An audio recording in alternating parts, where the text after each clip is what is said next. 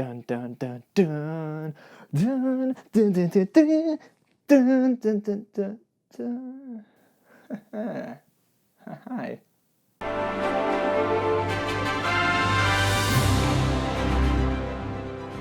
What's going on, guys? James here, and I'm really excited to start off the first chapter of Star Wars Rewind. If you don't know what that is, that's a new series here at the channel. I'm going through each and every Star Wars film. Yes, that includes Solo. And it's all leading up to Episode 9, The Rise of Skywalker on December 20th. So if you haven't already, you need to subscribe to the channel. Hit that big red button below. Also, tap the bell so you keep up to date with each and every installment in this series. Alright guys, so let's waste no more time and begin with Star Wars Episode 1, The Phantom Menace. This one is written and directed by George Lucas, and it was released in 1999. Now, it's funny, as a child, when this movie hit theaters, I was so pumped. But then I realized a lot of adults were kind of acting out, right? As the kids would say it. But yeah, they were making a lot of noise about how this movie and this new prequel trilogy is gonna ruin Star Wars because, oh my god, it's over-explaining everything that was already kind of touched upon in the original trilogy, which is episodes 4, 5, and 6 for the uneducated. But listen, the prequel trilogy isn't all doom and gloom. But what I will say is that there were some really bad moments, especially in episode 1. So let's start with exactly why this movie worked so well. Liam Neeson and Ewan McGregor, they're perfect for their roles. Now, Liam Neeson plays Qui-Gon Jinn, the master to Obi-Wan Kenobi, played by Ewan McGregor. And it's evident from the first scene that their chemistry is awesome. I mean, boy, I was getting hyped just watching them go back and forth in their dialogue. I was getting pumped watching this film. But very quickly does this movie come to a screeching halt with Newt Gunray. Now, I get it, they have to explain the Trade Federation and a lot of the different inner workings of the story that George Lucas is laying out for the next 2 movies. Thing is, it's kind of overly complex for no reason. But luckily, as an audience member, we get introduced to Jar Jar Binks. Now listen, here's the bone I have to pick about Jar Jar Binks and the fans' reaction to the character.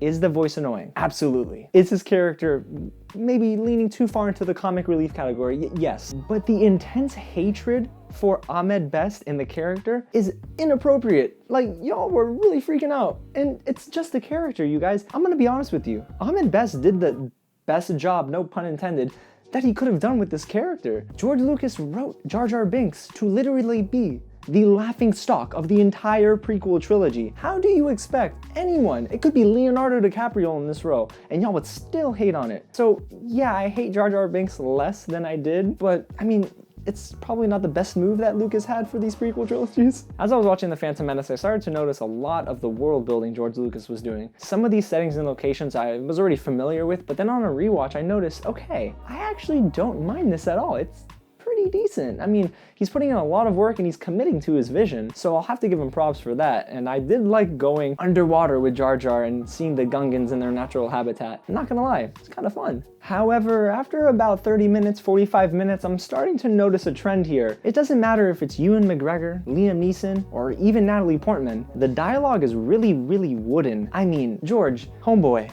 you gotta write better than this or get someone who can write dialogue because it didn't work. It was so tough to get through. It was like I was grinding my teeth the entire time trying to get through certain scenes that I knew were dramatic, but I couldn't buy any of it at all. Luckily, episode 1 does this thing where you go for a very long time without enjoying what you're watching to seeing something so cool like Darth Maul. I mean, yo, Ray Park, can I do another pun? Knocked it out of the park with this role. My goodness, he was amazing. Props to George Lucas. Again, trust me, you guys. As a child, I was terrified of Darth Maul. Now I watch the Duel of the Fates, I'm like, oh, kind of rooting for him. He's kind of cool. Now on the flip side, because for every good thing that happens in Phantom Menace, there are probably 2 more bad things that happen. There are over-the-top characters like Watto that don't necessarily work too well for me, and they didn't age well. I feel like Watto just got done going to the bar and smoking like 5 packs of Marlboro Lights, and I'm like, yo, dude, let's scale back on that whatever. You know what? Go with it. Now, what's great is that when we get introduced to Watto, we also get introduced to young Anakin Skywalker. Young Annie is played by Jake Lloyd, and honestly, guys, he's not a bad actor, and I think it's unfair to critique him in this role because, yo,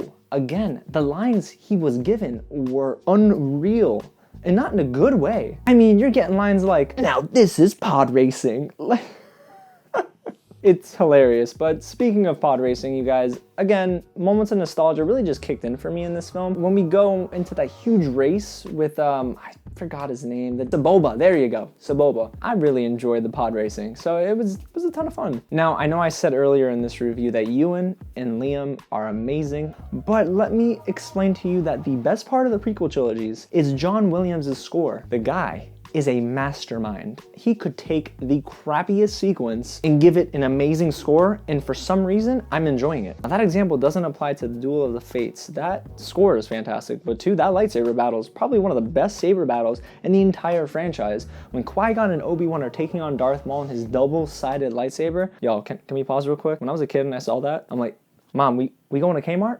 Because I'm buying me one of those. Well, I'm gonna ask Santa for it. Which one? No, but seriously, it was a ton of fun to relive that entire sequence yet again. There is one thing in this movie that kind of paves the way for a very controversial topic in Episode 2, Attack of the Clones, and that is the midichlorian subject. Now, I can understand why people hate it, but for me, I don't necessarily dislike it. It kind of fit in the movie? As weird as that sounds. So overall, episode 1, it really does lay a lot of the groundwork for the prequel trilogy and the next 2 films that follow it. I don't hate the Phantom Menace, but the movie isn't really that good. For a film that turns in almost 2 hours or more, you gotta give some more substance. Like, George Lucas probably needed to hire another writer, or maybe someone to revise the script, because it felt like a lot of things were happening and only a couple moments transitioned naturally into one another. So the question is, do I hate Star Wars Episode 1, The Phantom Menace? No. Will I watch it again?